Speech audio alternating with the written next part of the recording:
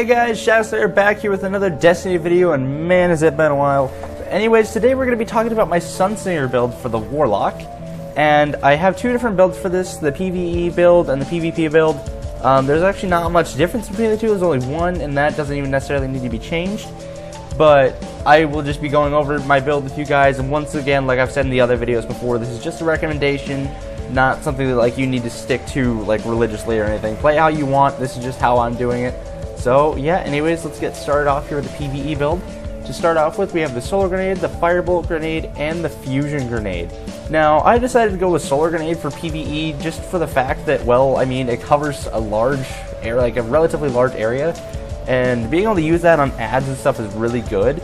So, I mean, the Firebolt, yeah, you get like maybe 1 to 2 enemies, and it doesn't always necessarily instant kill like all the little ads. Solar Grenades can just sit there and burn over and over, and actually works really good with perks later on that I'll get to later. Fusion Grenades, I mean, it's like a one-time explosion and then it burns them a little bit. It doesn't like keep them inside of a radius and keep them burning. I just like the Solar Grenades with the fact that it has that constant radius until it runs out. So I honestly would stick with that, because that's probably how you're gonna get the most DPS out of it that you possibly can. So like I said, that's just what I go with.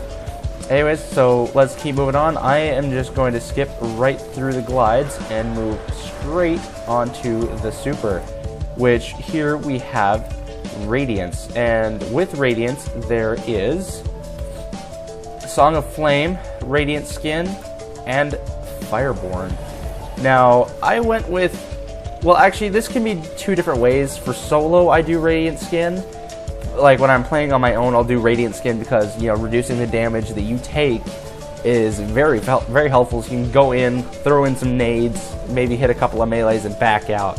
So, I mean, getting the Radiant Skin to reduce the damage you take maybe lets you stay in there a little bit longer than normal. When I'm playing with other people, though, like in strikes, I will do Song of Flame. So, I mean, either way really works. It doesn't matter. You're a support either way, no matter which one you use. Fireborn, like, it used to be the main reason that people would play Sunsinger in year 1, and for a little while in year 2, but then Bungie ended up nerfing it, and, well, I mean, now with the other two, you get the increased, or actually it's the you get reduced radiance when you use Fireborn, and honestly, I like to make use of my radiance, so I mean, I like having that super, being able to launch all those nades and all those melees is just so awesome. So that's kind of why I like using Radiant Skin or Song of Flame. Like I said, Song of Flame is more of a support because when you're with friends, they get all of their cooldowns as well. So, I mean, it's really, really good. I would definitely recommend using either Song of Flame or Radiant Skin. Just because those two, like, you know, you don't get any debuffs at all, like unlike you do with Fireborn. Yes, self-res is useful. The only time I would really use it, though, is in the raid, and there are times when you can't even use self-res, so, I mean, I don't know. It's kind of an on-the-edge thing for me. I used to love it so much, but it kind of fell out when Bungie nerfed it. So anyways, now we're moving on to the Scorch Melee with the bonuses of Flame Shield, Solar Wind, and Brimstone. Solar Wind and Brimstone. And the reason that I went with Solar Wind is because, well, of course, once again, Bungie had to nerf the Sunsinger a little bit, so Flame Shield did get pretty heavily nerfed from what I remember. Like, the shield isn't as durable, and, you know, it's still got the 14-second cooldown, but I don't know, I'm not a huge fan of it anymore. I did love it at first, once again, but when the nerf came out, I wasn't a huge fan of it anymore, especially now that they've gave Brimstone and Solar Wind a reduced cooldown to Scorch. I was immediately thinking more damage, which is essentially what I wanted to do with this Sunsinger while still being a supportive and defensive class at the same time. So I went with Solar Wind just because, you know, I mean, Brimstone, getting enemies to explode on a kill with a Scorch is, I mean, that's okay, but honestly, I don't see many situations where it would be that helpful or that imperative to have it. I like the Solar Wind because, obviously, if I'm meleeing somebody, they're going to be pretty close to me, so getting that wind to knock them back a little bit and give me a little more space between me and them is a good thing, because as you guys might know, Warlocks are not necessarily intended to be up close and personal, so I like having that distance by using Solar Wind. It helps out more than you would think, even though I guess it doesn't really knock them back that much, but it knocks them back enough, and it kind of staggers them a little bit so you'll have some time to run away, and then you can make use of that as well. Okay, so now on to the arcane perks. We have Arcane Wisdom, we have Arcane Spirit, and we have Arcane Force. The reason I went Arcane Spirit is because I believe that Warlocks, I believe that just the only class in general that should be raw agility is the Hunter. So I don't feel the Warlock or the Titan really needs agility, so I kind of put all of my focus on armor and recovery just to make it a little bit easier for them to survive. You know, they have that more survivability to them. So, and once again, this is a support class and more of a defensive class, so I'm trying to keep it on the defensive side more than the offensive side if I can. So, anyways, next up we have our first set of perks here. We have Radiant Will, Viking Funeral, and last of all, Sunburst. The reason I went with Viking Funeral is because, like I said earlier, with the Solar Grenade, it burns enemies. So if you get Viking Funeral to increase the duration of burning, or of that burn, when they take more damage out of it too. So you're doing even more damage once again.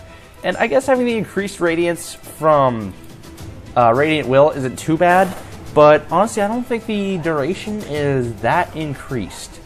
And personally, I like the more DPS of just the solar grenades themselves being able to do more damage, because I'm not always using my radiance, but I can still spam my solar grenades without radiance because I have a maxed out discipline, so that really helps a lot. And, well, I guess with the last one, with Sunburst, I mean, to generate Orbs of Light by killing an enemy with Scorch, it's only a chance, so it's not guaranteed. And, I mean, it's not really that useful when you can just, you know, if you have radiance, you can generate a lot of orbs depending on how many adds there are in the room. So, I mean, honestly, it's not that important. And if you're in a fire team, you know, generating orbs, it shouldn't be that important, because, you know, you've got other teammates that can generate orbs as well, so it's not like they depend on you to generate orbs. And, I mean, if you're playing by yourself, the Sunburst is absolutely useless, unless you're going for a bounty to, of course, you know, generate 20 orbs. But even then, you're still going to have a better chance with Radiance, just doing it that way. Anyways, next up, we have Ancestral Order, Chaos Order, and Divine Order. Once again, armor and recovery. I will not stress that enough. For Warlock, I always go armor and recovery. Same with Titan. Hunter, I usually go armor and agility, but that's not for this video, so we'll talk about that later. And for the last perk, we have Touch of Flame, Angel of Light, and Gift of the Sun. And the reason that I went Touch of Flame is because, well, of course, you know, being able to have all grenades ignite enemies causing damage over time, getting that solar grenade to actually do damage, like, after it's gone even, with Viking Funeral to keep that burning going, so that your enemies are just continuously taking damage. Like, if you throw a solar grenade right on top of a boss, you are just going to melt so much of its health away that it's just ridiculous. Angel of Light, I mean, not really that important. I mean, yeah, I can see being held in the air for a short time, but it's, once again, it's not that important. You don't need to be shooting while you're in the air, especially if you have the debuff, or if you're ever in a match where you have the debuff that, you know, grounded, where you take more damage while in the air. So that would not be a good thing to have for that.